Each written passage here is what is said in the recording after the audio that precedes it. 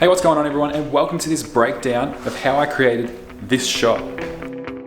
So once you've decided what item you want to shoot, you'll want to hang it so it looks like it's floating. I chose a shoe and used a fishing line to hang it. I used a fishing line as a demeanor, it's just easier to remove in Photoshop. One tip, if you are taking a photo of a shoe as well, is to stuff it with something like scrunched up paper or a bag, just so you can maintain its shape for the photo. Now I tied 2 loops in different bits of fishing line and used the clamps of the C stand to lock it in. I then just put the shoe through the loops and had it angled lower at the front just for a bit of style.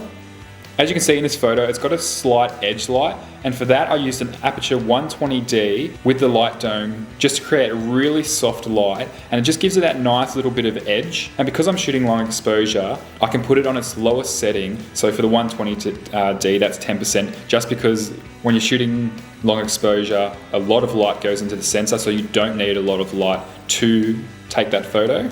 So onto the camera settings itself, I set the shutter to 15 seconds just to give me enough time to swing the light from the top of the frame to the bottom. For the other settings, I put the ISO on 100 to keep that as low as possible, and the aperture I left on f8. Now the light I use is this Bowling P1 Vlogger light, and that's a full RGB light, and it also gives you the option to be able to have a setting where it just cycles through the colors, and that means as it's swinging, it changes colors, which is where you get this multicolored effect.